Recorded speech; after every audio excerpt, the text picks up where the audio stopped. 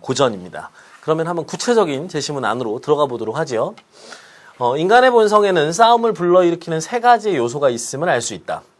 첫 번째는 경쟁심이고, 두 번째는 소심함이며, 세 번째는 명예욕이다. 그래서 싸움을 불러일으키는 세 가지 요소가 첫째, 둘째, 셋째 해서 이렇게 정리가 되고 있네요. 경쟁심은 인간으로 하여금 이득을 보기 위해, 소심함은 안전을 보장받기 위해, 명예욕은 좋은 평판을 듣기 위해 남을 해치도록 유도한다. 참 논리적인 서술이지요. 그래서 인간의 본성에 이런 세 가지 요소가 이러한 이유로 인간에게 싸움을 불러일으킨다라는 겁니다. 즉, 첫 번째의 그 문장에 구체적인 세 가지의 내용을 상술하고 이 세 가지의 내용으로부터 인과적으로 결론에 이르도록 하고 있는 문장입니다. 그렇죠? 경쟁심은 타인과 그처, 자식과 가축을 자기의 것으로 만들기 위해, 소심함은 자기 자신을 보호하고 방어하기 위해, 명예욕은 자기 자신을 직접적으로 겨냥하거나 아니면 자신의 가족, 동료, 민족, 직업 또는 이름에 간접적으로 먹칠을 하는 말, 비웃음, 상이한 견해뿐만 아니라 경멸의 몸짓 등과 같은 하찮은 일에도 인간으로 하여금 폭력을 사용하도록 만든다. 따라서 강력한 국가가 모든 이에게 두려움의 대상으로 존재하지 않는 상황에서 살아갈 때 인간은 전쟁이라고 불리는 상태에 놓일 것이다 라고 얘기하고 있습니다. 즉, 인간의 본성 자체가 이기적이고 자신의 이익, 자신의 안전, 그리고 자신의 명예와 같은 것만을 중시하기 때문에 결국 싸움이 일어날 수밖에 없다. 그래서 강력한 국가가 필요하다라는 견해를 담고 있는 것이죠. 그렇지 않게 된다면 인간은 전쟁이라고 불리는 상태에 놓이게 될 것이다 라고 전망했습니다. 그러한 전쟁 상태는 만인에 대한 만인의 전쟁을 의미한다. 그러한 상태에서는 노동의 결실을 누릴 수 없는 불확실성이 삶을 지배하기 때문에 노동할 이유가 없다. 그 결과 토지의 경작도, 항해의 필요성도, 해외로부터 수입되는 물건의 가치도, 널찍한 건물도, 물건을 이동시키고 옮겨주는 운송의 수단도, 지구가 어떠한 모습인가에 대한 지식도, 시간에 대한 계산도, 예술이나 문학, 사회도 존재하지 않는다라는 겁니다. 즉, 인간의 모든 문명, 그리고 경제적인 생산, 그리고 모든 지식에 이르기까지 그 어떤 것들도 전쟁 앞에서는 아무 소용이 없다는 것입니다.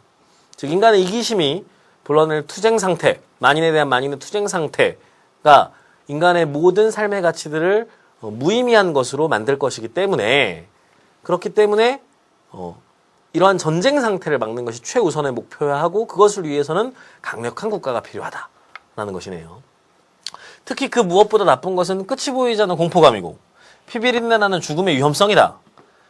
전쟁 상태에서 인간은 고립되고 비참하고 험악하며 단명하고 짐승 같은 삶을 살아갈 수밖에 없다. 즉, 인간의 본성이 이기적이다라고 하는 이기적인 본성으로 인해서 인간은 결국 전쟁과 같은 만인에 대한 만인의 투쟁 상태에 놓일 수밖에 없다. 그래서 이 상태는 인간이 만들어낼 수 있는 모든 가치 있는 것을 무의미하게 만든다. 따라서 이 투쟁 상태를 막기 위해서는 강력한 국가가 필요하다라고 이야기하고 있습니다. 그렇죠? 그래서 여러분들이 한 단락의 논지를 이렇게 정리할 수 있어야 되겠죠? 자, 이제 그 다음으로 이어가 봅시다. 국가가 등장하는 까닭이 여기에 있다. 천성적으로 자유를 사랑하는 동시에 타인을 지배하기를 좋아하는 인간이 국가의 구속 아래 살아가고 자기 자신에게 제약과 통제를 가하는 것에 동의하게 되는 궁극적인 원인이나 목적 및 동기는 그들 자신의 생명을 보존하고 그 결과 보다 만족스러운 삶을 누리려는 인간 자신의 통찰력에 있다라고 얘기했습니다. 자, 여기 중요한 근거가 있습니다. 즉, 국가라고 하는 것이 인간 자신을 지배하게 될 것인데, 이 지배받는 것을 싫어하는 인간이 왜 여기에 동의하게 되는가? 이것은 자신의 안전을 위해서 무엇이 필요한가를 알 수 있는 인간의 통찰력에 있다는 겁니다. 사고 능력이 있다는 겁니다. 즉, 국가를 뭘로 보고 있습니까?